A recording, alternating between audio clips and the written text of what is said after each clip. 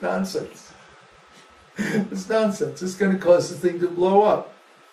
So we don't, as you know, God is not going to let the sun just blow up and destroy everything unless he's good and ready. You know, he gets tired of it. Oh, this sun, it's been around for 20 billion years now. I think I'll just blow it up. Where's that lever? What the heck, you know? But he's not going to let that happen unless he wants it to. So he puts someone qualified in charge of that huge source of energy. And the sun is just one star out of billions and trillions of stars all over the universe. So the ultimate source of all this energy has to be an intelligent being. There's no way all this could come from chance. I love that cartoon. I wish I could find a drawing of it on the internet. I've looked for it and I can't find it.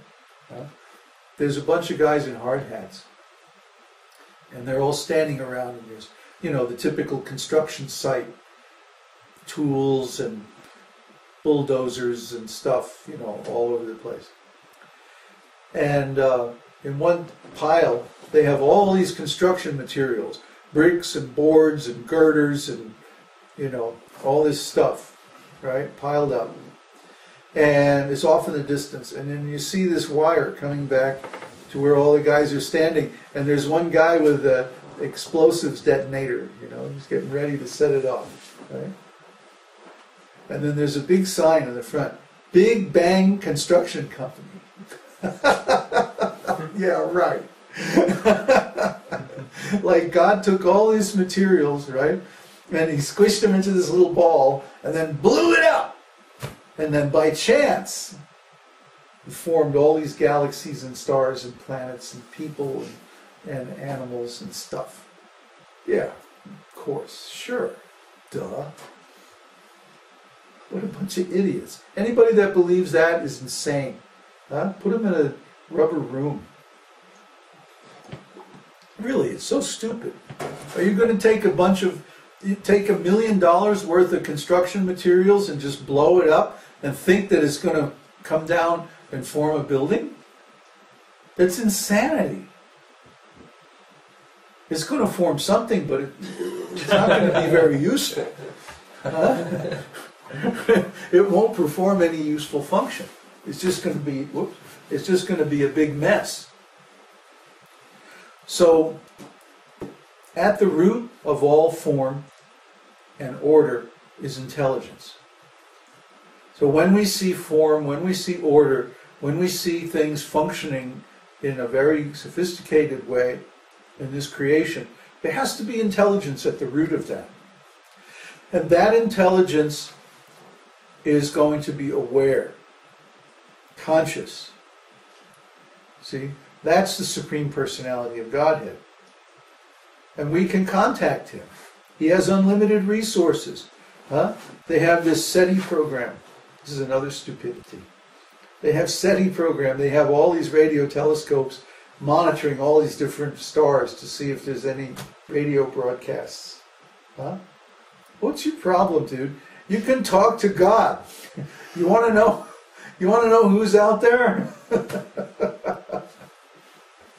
You can talk directly to God. What is the problem with these people? They're very ignorant. The next verse, 18. A self-realized man has no purpose to fulfill in the discharge of his duties, nor has he any reason not to perform such work, nor has he any need to depend on any other living being. I told you. I told you. What it means is that when you become self-realized, you have attained the perfection or the object or the goal or the purpose of all the duties given in the scriptures for human beings. But at that point you have no more duty because you have attained the purpose or the result of all those activities. Yet you have no reason not to do them. So you do them, but you do them by your own free will. And this is the perfection of life. And it's very pleasant. It's very wonderful. So please put this process into action in your life, and then you'll attain this same result. And Krishna says in text 19, therefore, without being attached to the fruits of activities, one should act as a matter of duty. For by working without attachment, one attains the Supreme. Just like we started this preaching mission on the internet without any demand for payment or reciprocation from anybody. We just started putting out this information just like 3 or 4 years, 5 years ago. Once I attained self-realization, I just started talking about it from my own experience. And gradually people became attracted, they had questions, we started a dialogue, and it has grown into this whole international esoteric school. This is very nice, but it's not like I was trying to do that. I mean, it's okay. But it's not that my happiness depends on that.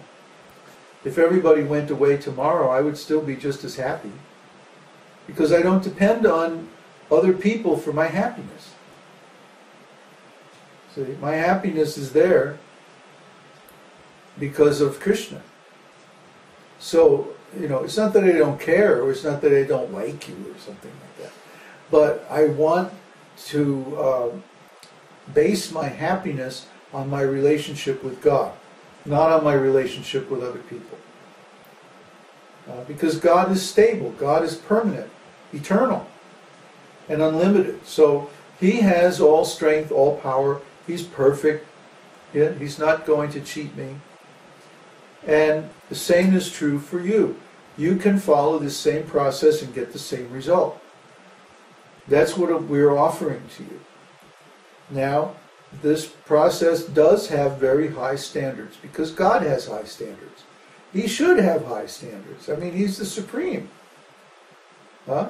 If He didn't have high standards, we would be going, wait a minute, what's this?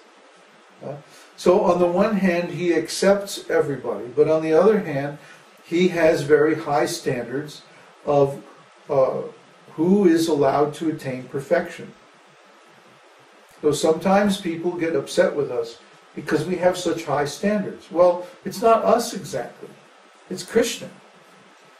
I mean, Krishna reserves the right not to expose Himself or reveal Himself to those who are unqualified. And I think that's perfectly reasonable. It's just like, if somebody came and knocked on the door here, and they're all dirty and weird, I wouldn't let them in, would you? Somebody's drunk and mumbling to themselves under their breath and crazy and, knocking on my front door, no way he's going to get in.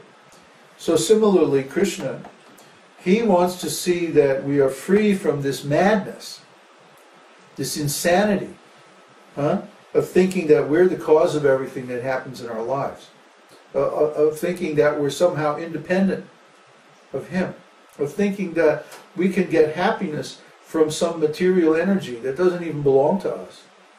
It's not even our property. We're stealing it and trying to enjoy it. How can we be happy from that? No.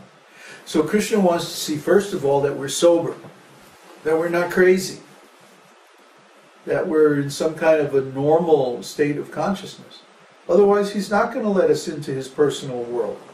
He's not going to reveal His personal form. He's a little bit cautious. He's seen what crazy people can do. He has a lot of experience in this area. So Krishna makes some tests. This is normal. If you want to hire somebody in your business, you do the same thing, don't you? Let's see your resume. Well, what's your experience? Do you understand this kind of work? Have you done it before? You know? Are you crazy? Hopefully not. No? But this is what you're trying to do. You're trying to screen people to avoid problems. Krishna does the same thing. And the spiritual master and the association of devotees, they are the screening process. You know? So Krishna's program, or Krishna's method is, you approach the spiritual master, you associate with the devotees, and by the way you treat the spiritual master and the devotees, Krishna will see how you're going to treat him. So if you're qualified, if you're not crazy, then he'll let you in his world. But this can only happen by the combined mercy of the spiritual master and the devotees and Krishna himself. Krishna has the final word. We're just assistants. We're just servants.